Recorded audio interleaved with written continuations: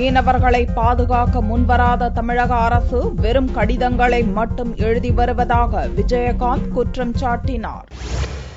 நாகை தொகுதியில் போட்டியிடும் பாமக வேட்பாளர் வடிவேல் ராவணனை ஆதரித்து தேமுதிக தலைவர் விஜயகாந்த் பிரச்சாரம் மேற்கொண்டார். திருவாரூர் கீழ வீதியில் நடந்த பிரச்சாரத்தின் போது பேசிய விஜயகாந்த், மீன்பிடி தொழிலை வாழ்வாதாரமாக கொண்டுள்ள நாகை மாவட்ட மக்களுக்கு தொழில் மேம்பாட்டிற்காக தமிழக அரசு இதுவரை எந்த திட்டத்தையும் செயல்படுத்தவில்லை என்றும், தமிழக மீனவர்களை இலங்கை கடற்படை தாக்கும் சம்பவத்தை தடுக்காமல் தமிழக அரசு வெறும் கடிதங்கள் மட்டுமே எழுதி வருவதாகவும் புகார் தெரிவித்தார்.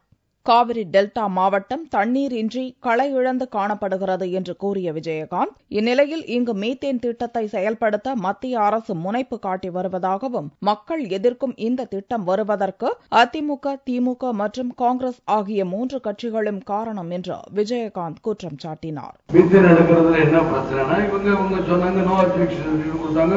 முதல்ல தண்ணி எடுப்பாங்க, தண்ணி எடுத்து முடிச்சோன்னா அதுக்கப்புறம் கடல் தண்ணி எடுத்து முடிச்சதுக்கப்புறம் நிலக்கரி அடுக்கடுக்கு அந்த இதை எடுப்பாங்க. இதை எடுத்தோம்னா என்ன ஆகும், நிலக்கரி கேஸ் வந்ததுக்கப்புறம் அதான் எடுப்பாங்க. கேஸ் எடுத்து முடிச்சு அப்படி நிலக்கரி எடுத்து பம்பு போட்டு அடிச்சு எல்லாம் எடுத்து முடிச்சோன்னு இந்த நிலங்களை டங்கு ஓட்ட விழுந்ததுக்கப்புறம் எடுத்து குழி விழுந்ததுக்கப்புறம் என்ன ஆகும், அதுதான் எல்லா மக்கள்லாம் தடுக்கிறாங்க. ஆனா ஒப்பந்தம் போட்டவங்க 3 பேர் தான் மக்களே. திமுகவும் அதிமுகவும் காங்கிரஸ் 3 பேரும் போட்டு நீங்க ஒண்ணும் தெரியாம நடிச்சு மக்களை ஏமாத்துறாங்களே, இவங்களுக்கா நீங்க எல்லாம் ஓட்டு போட போறீங்க? கடந்த 40 ஆண்டுகளில் தமிழகம் வறண்டுவிட்ட நிலையில் காங்கிரஸ் ஆட்சிக்கு முடிவு கட்ட வேண்டும் என்றும், தண்ணீரும் மின்சாரமும் கிடைக்க தேசிய ஜனநாயக கூட்டணி வழிவகுக்கும் என்றும் விஜயகாந்த் கூறினார்.